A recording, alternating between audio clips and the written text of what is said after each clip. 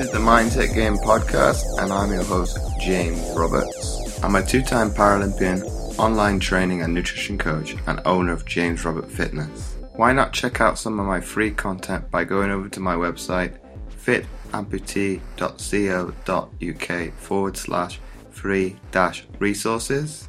Make sure to share this with your friends on your Instagram story, on Twitter, on Facebook. They can find this episode on Apple Podcasts, Spotify, or anywhere that they listen to podcasts by searching for Mindset Game Podcast. That year. And in 2000, I was fourth place in the Sydney Olympics. And 5 weeks later, I was fourth at the Hawaii Ironman. In 2008, I won the Ironman 70.3 World Championships in what was a world record time. Without further ado, let's get into today's show. And on today's show, I've got Joanna Zieger. So welcome onto the show, Joanna. Thanks so much for having me. Oh, the pleasure is all mine. So before we delve into today's topic, Joanna, for the individuals listening to this episode and they don't know too much about you, can you give a brief description of what you do and kind of how you've come to write your book, The Champion's Mindset, and kind of how you've kind of progressed to get to that point? Sure thing. I started my athletic career as a swimmer, and I went to the Olympic trials in swimming in 1988 between high school and college. I swam all 4 years of college and had some success in college swimming. Once I graduated from college, I was looking for a new challenge, and so I turned to triathlon. And after a few years as an amateur, I turned professional in 1998. In that year, I was the amateur of the year. I was the rookie of the year that year. And in 2000, I was fourth place in the Sydney Olympics. And 5 weeks later, I was fourth at the Hawaii Ironman. In 2008, I won the Ironman 70.3 World Championships in what was a world record time. So I had quite a long career as a professional triathlete, 12 years. And during that time, I had a lot of ups and downs and had a lot of great success, a lot of disappointment. But I'd say the biggest disappointment of my professional career came in 2009 when I was defending my world championship title. I crashed on the bike during a bad water bottle handoff. And that left me with some very, very bad rib injuries that has caused chronic pain. So that sort of took me out of the sport of triathlon. But I did turn to running and qualified twice for the marathon trials as a master's runner. So that was pretty exciting.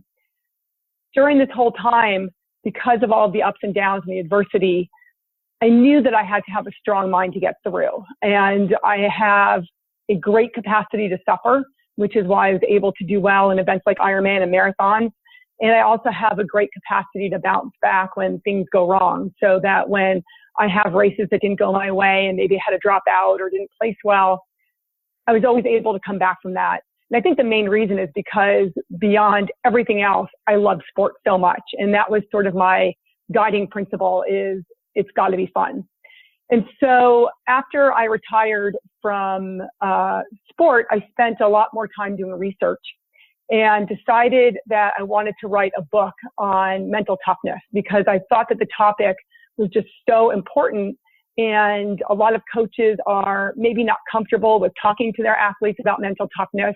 And athletes themselves often have a very narrow definition of mental toughness. They often will think that mental toughness is, well, I got out of bed at 4 o'clock in the morning in a blizzard and went for a run. And certainly that is mentally tough. But to me, mental toughness is much broader.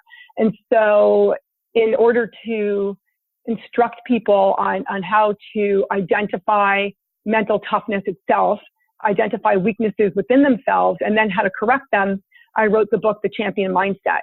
I followed that up with a study a couple of years later called the SISU study. SISU is the Finnish word for grit. I just love that word so much. And in that study, I was actually able to categorize athletes into different dimensions of mental toughness. And it turned out that athletes are either low, moderate, or high mental toughness.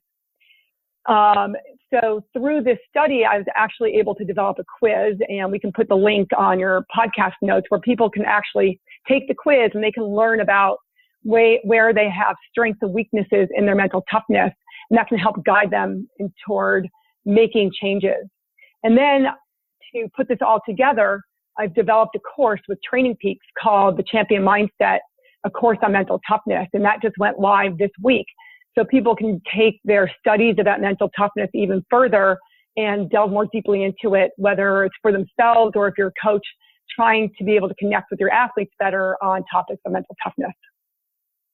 And Joanna, has kind of your definition of mental toughness changed throughout your career, be it the highs and lows of your actual athletic career kind of defined how you look at mental toughness, but on the other hand, has it kind of shifted through those levels, as you mentioned? Have you been able to redefine and kind of challenge where you perceive you are at in a certain time frame throughout the athletic career?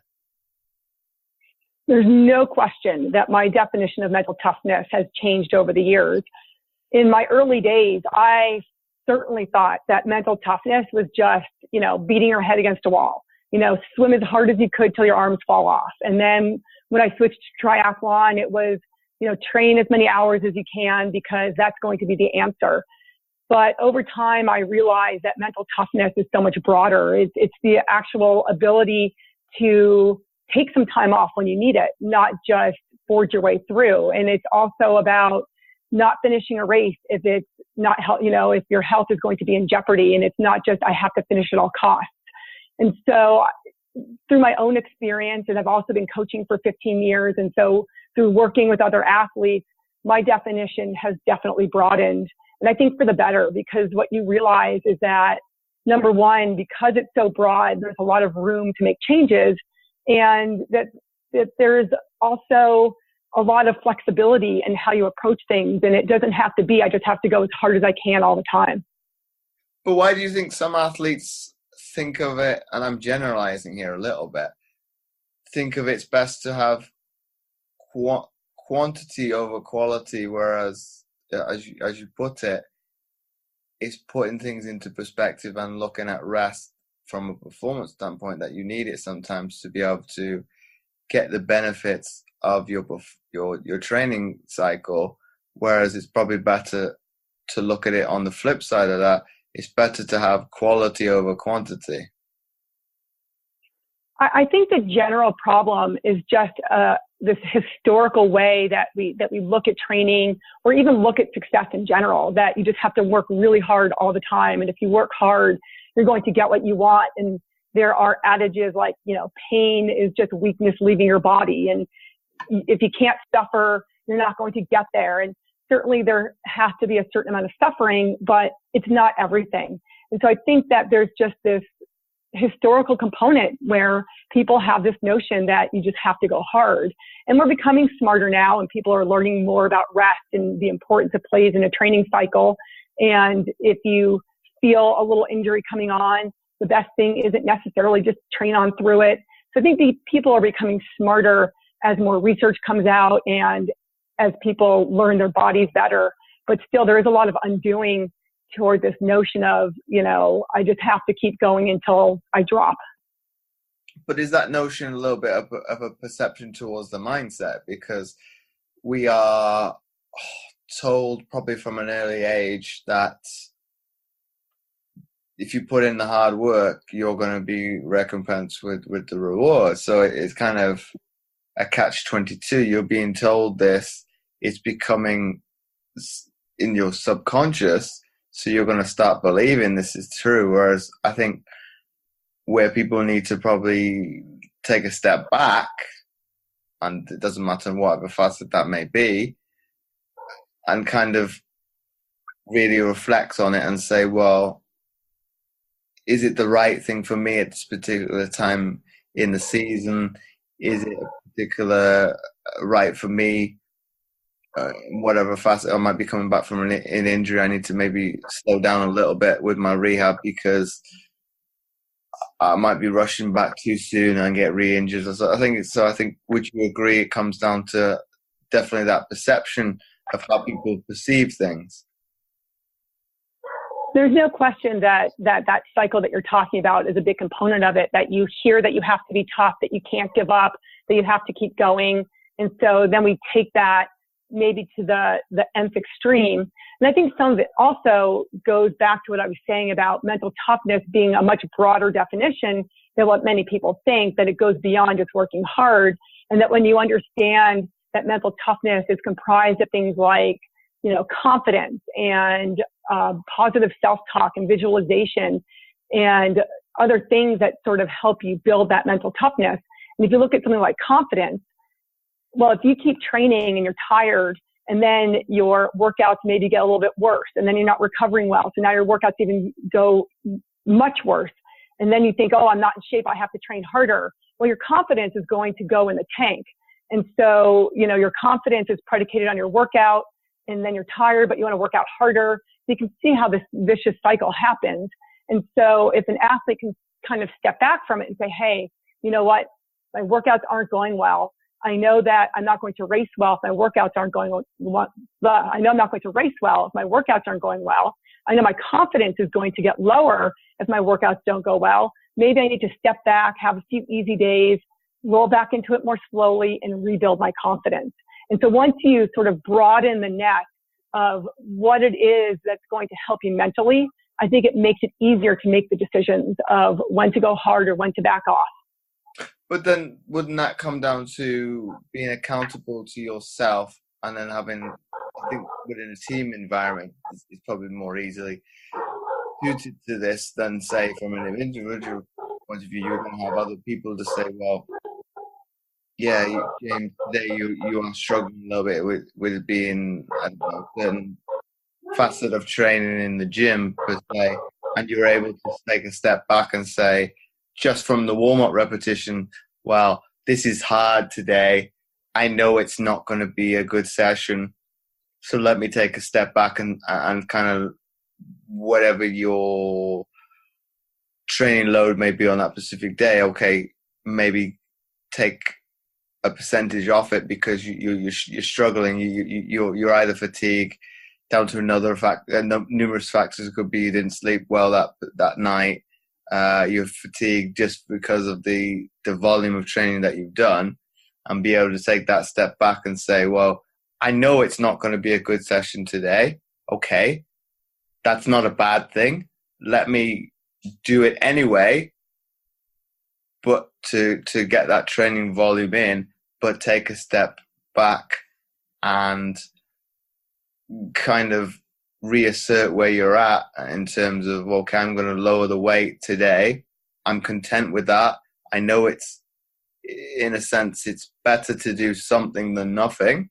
And I think that's probably kind of a go-between between doing the training session balls out and kind of go, you know it's not going to be good, but I'm going to train hard anyway, and not doing it at all and kind of getting that rest. So it's a kind of a catch-22. I think you've got to play around with that from time to time. Sometimes it's not worth it to do it anyway because you're kind of going through the motions. That one I would probably steer people to maybe take the rest and come back to it tomorrow.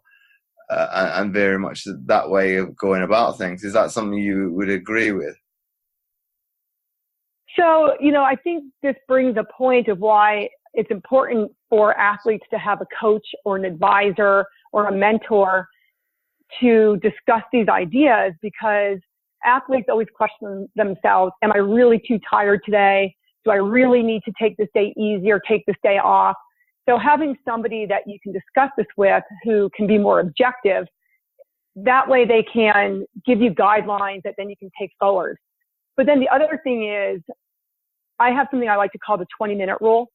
And when athletes are starting a workout, they can't make any decisions about how the workout's going to go until they've given themselves 20 minutes of warm-up. Because a lot can happen in 20 minutes. You can spend the first 5 minutes feeling horrible. The next 5 minutes you loosen up.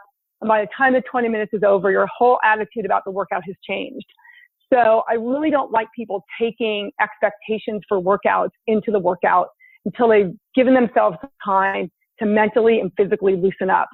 And once they get to that 20 minutes, if they're still feeling horrible and maybe it was an important session with some key intervals in it, but they're just not feeling it on that day, and they know that they're tired, then they pull the plug.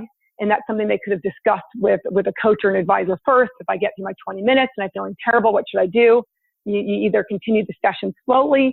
If you know that you're really tired and it's just not going to be productive at all, you go home.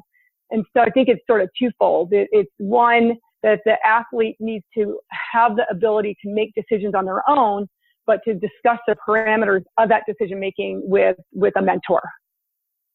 And I think we go a step further than that, Joanne, in terms of you mentioned when the athlete is struggling with their confidence, that's a good proponent with the hormonal response, because on one hand, when you are training and putting in the work, you're going to get that hormonal response with testosterone release. And obviously on the flip side of that, if you start worrying about things not going right and you kind of spiral out of control and stop doing things, you're going to get that cortisol release. So that's going to kind of create a kind of a Jekyll and Hyde moment within your body. So if you start questioning why things aren't going well, you're gonna overdo it things, and then the body's not able to repair things, and you kind of spiraling out of control. And things are only going to get worse. So the body's not able to utilize the testosterone that you need to be able to recover and rebuild the muscle that's been under tension. So it's kind of a catch-22. The confidence is a good proponent, but then, as you mentioned, as it goes down and down, you've also got that hormonal response. You're going to start questioning your inner belief as to actually questioning yourself as an athlete, because things aren't going right. Whereas I think, like you said, you either got to have a mentor or a coach or somebody from an outside perspective can kind of put you in check, so to speak, and say, I think maybe if you're a less knowledgeable athlete, that's probably a good way of going about it, because they can put things into perspective for you to challenge those inner beliefs that you've now created, because you've either overdone it or in some cases stepped back completely and stop doing things that were habits. And that's probably a different one altogether in terms of where you're at. But it's going to, just by reducing that self-esteem and the confidence as how you perceive yourself, is going to have a detrimental effect on you as an athlete, or in an entirely different sense. Yes, and you touch upon something very important, and that's self-esteem. And in my study, I found that all of these factors are interrelated, things like confidence and self-esteem and determination and self-talk. And so when your self-esteem is low, that's going to pull your confidence down. And when your confidence goes down, your self-esteem goes down. And for a lot of athletes, self-esteem is a major component to why they don't have success. They're standing in their own way. And because they're using maybe their sport to give them self-esteem, and then they're getting beat by people they think they should be beating, or they're not performing in exactly the same way that they think they should be, now their self-esteem starts going down notches. And so I try to tell athletes that they need to find ways to build their self-esteem beyond what's happening in the sport. You know, are you a good person? Are you nice to people? You know, are you dedicated to other things? And, you know, do you have integrity and morals? To me, those are the basis of self-esteem. And so if your self-esteem is rock solid by looking at these things, then your performance or how you're relating to other athletes are going to be less important. And then that's not going to stand in your way of doing well. But in your opinion, Joanna, should athletes kind of shun away from comparing themselves to others like you should do in society? Well, yes and no. It's not a matter of, oh my gosh, I can't believe this person beat me, they're terrible, or I always beat them in training. You know, that's obviously going to be a very negative factor. But I also think that some healthy competition pushes you forward. So that's what it has to be. It has to be healthy competition, not that you're ruminating over comparing yourself to other athletes and scouring results and, you know, becomes obsessive. So yes, healthy competition, a good thing. something that's becoming self-defining, not a good thing. But if we go a step further with the self-confidence, obviously confidence and self-efficacy is very much related to from a psychological perspective. You need to have, oh gosh, I'll see if I can get this right. You've got like this circle where you have to obviously self-love and being very comfortable in your own skin and be one paramount. You talk about having that mentorship role and having people to be able to bounce things off. The team dynamic would be another one. Obviously, those are all very much interlinked, and obviously having that support network, be it friends and family around you to big you up at times when you're feeling low. They're always going to be obviously your family. Win or lose, they're going to be there for you anyway and love you no matter what the circumstances. But why do athletes think that to some degree all those aren't interconnected? They kind of think of it as a misnomer, so to speak, and only one I don't need to influence one of these facets, whereas in essence, if you can kind of get them all working in sync, your confidence levels are going to be a lot higher. I think one of the primary reasons athletes don't realize that these things are interrelated is because nobody has told them. While it may seem intuitive to the athlete, they really do seem like distinct things that are in their own bin, and that, I just have to work on this. Or this is my weakness right here. But athletes, I don't think, have this full understanding of the coordinated effort of all of these things are what are going to help mental toughness. But how would we go about doing that? Because does it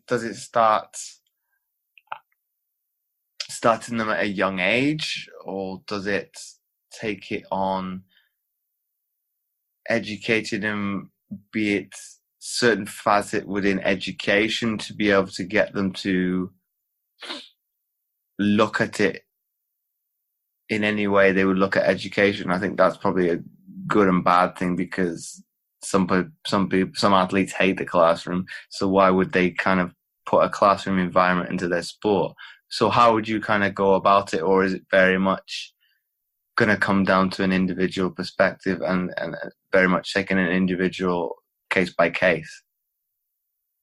I think education is paramount in some capacity. It doesn't necessarily have to be that let's sit these kids down who are in X sport and have a class. I guess maybe a seminar could help, but maybe not a prolonged class.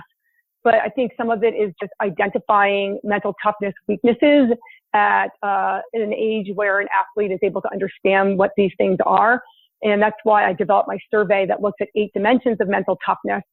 And once then you understand, okay, well, I do well on this, I don't do well on this, I'm low across the board, I need to work on everything, I'm pretty good, I just need to maintain it. But once you then sort of see it on paper where your weaknesses are, and then you speak to somebody, an expert about it, and then you start to learn about how these things are interrelated and can work together to be beneficial. But one of the things that I see is I work with adolescents, and their coaches just don't touch mental toughness at all. Either they are unfamiliar with counseling the athletes about it.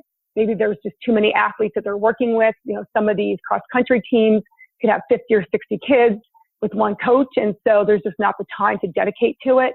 And so the kids are going through their formative years in sport without getting the mentorship that they need. And now they take whatever mental toughness weaknesses they have, particularly things like self-esteem or confidence or self-belief, if that's never worked on during adolescence, and you're going to take that with you as you move forward.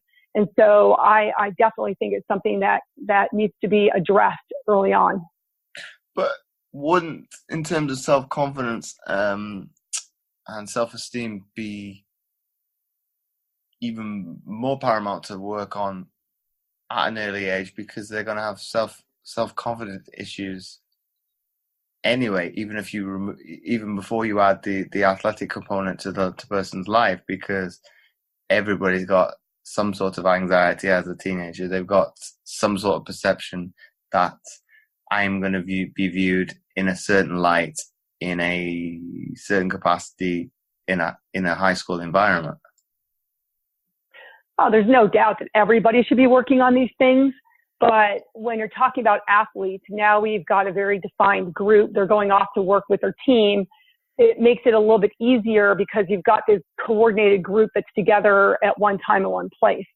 And I think that athletics are a really good way to address these issues and bring them in. It's a great way to consolidate the topic because you have an end goal. Your end goal is to perform in whatever sport you're doing.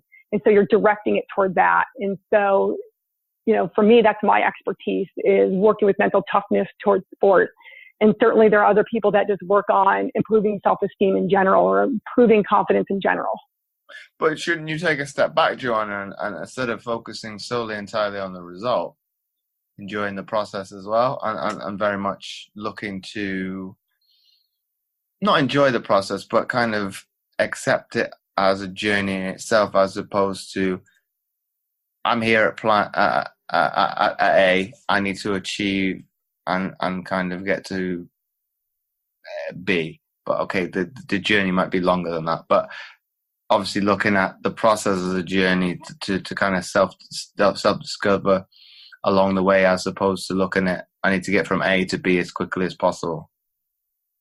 No, of course, the process is the most important thing. Well, no, enjoyment is the most important thing, but enjoying the process is also going to be a guiding principle. But when you talk about the end result, that's your goal. My goal is this, and that anchors the direction of the process. And so I think that you've got to start with something that's very tangible, not just, I want to be better. Because what does that mean? What is better? Does it mean that you're 1% better or 15% better or 50% better? So I like to start off with something very tangible. And it can be incredibly long-term, 5 years down the road, and then you fill that in with shorter-term goals in between that you want to achieve so that you know you're on track. But there has to be some kind of end result that you're targeting with all of these things in between. But knowing the process has to be in place. It has to be well built. Otherwise, that end goal will not be attainable. But I think you're right in terms of you've got to have an end goal in mind and obviously work backwards. And I think maybe it's going to be a generalization and a little bit harsher on the current generation of athletes. I think they shoot for the stars too much at times, because they're thinking the likelihood of reaching the professional ranks is very slim. But okay, I'm not going to knock you for wanting to have that, because it's, like you say, it's an anchor point. If you use it as a tool to get out of the situation you're in from a deprivation point of view, from an economic standpoint, to better it for your family situation, I'm not one to judge. That's, you want to better your social environment for your family and kind of create a better life for them. That's and obviously create an education perspective that you're able to broaden your horizon from that perspective as well by being able to go to college. So that one, I think it's probably redefining the why factor, I would say, for the athlete. Okay, you want to maybe go to the NFL, major leagues, the NBA. Okay, that's a good goal to shoot for. But maybe you need to define why you want to do that. Well, sure. I mean, that goes to, intrinsic and extrinsic motivation. Are you motivated for the joy of sport and learning skills, or are you in it because you want fame and fortune and, you want medals and you want to beat your friends? So yes, the underlying reason why people are in sport in the first place will have a big impact on the kind of success they're going to have and how much enjoyment they will have. But that also, in terms of the how they perceive their motivation is a good one, because you will have a sense of be it coming from a fixed mindset or a growth mindset. how I would perceive it from my own experience. Be it when I was a teenager, I very much had a fixed mindset. I was content with beating the people around me of similar ability. I had an egotistical view as I was content with beating people around me, but the actual overall bettering myself, I didn't really care about. Whereas I think as I progressed through the ranks, and probably discovered that sense of a growth mindset, I was content both ways. I think an athlete from some description needs to have a little bit of both. You have to be able to fluctuate between one or the other to be successful, because at times, probably at the very top, it doesn't really matter that you are, to a certain extent, bettering your times, because if you're winning what you perceive as being successful, winning medals and the accolades that come with it, that's fair. But obviously on the flip side of that, you've also got to have an open mind as if you step out of line and you are quite up there in notoriety and being famous, the media are going to come down on you like a ton of bricks when you step out, you do something wrong as well. Right. But I will say, I read a lot of interviews in preparation for my book and in putting together this course.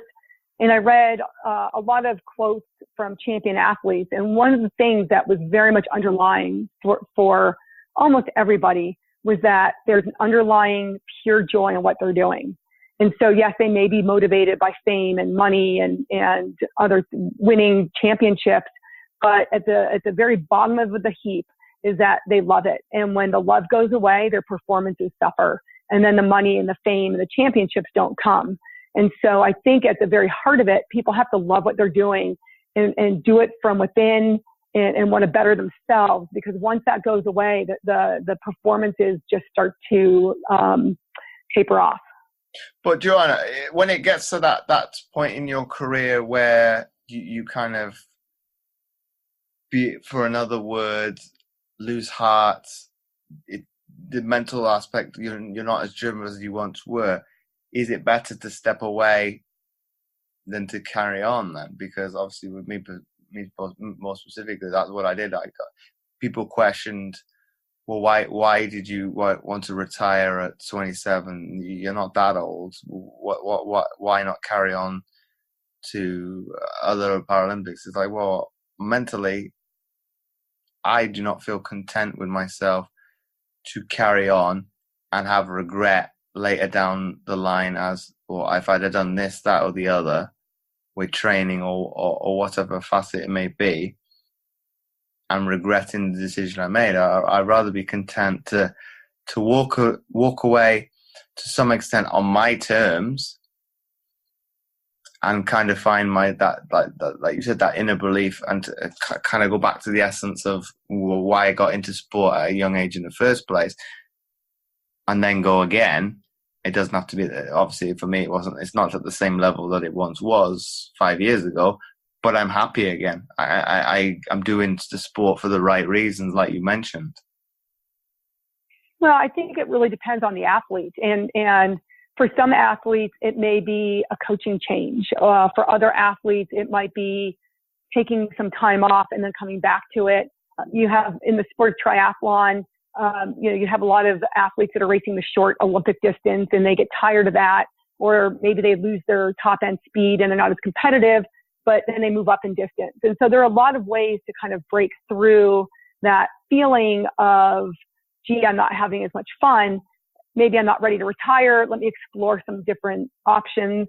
And for some athletes, they do retire and some of them come back. Michael Phelps has done that. We see a lot of athletes just hang it up and they miss it so much they come back, but that little refresh they took gave them new motivation.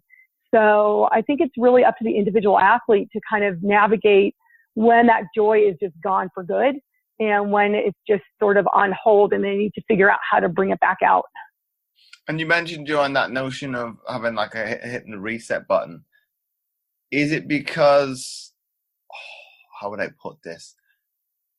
It is, from one point of view, it makes up their identity as who they are as being an athlete. Okay, it's, for one hand, it's probably not good being in totally engrossed in that kind of mindset.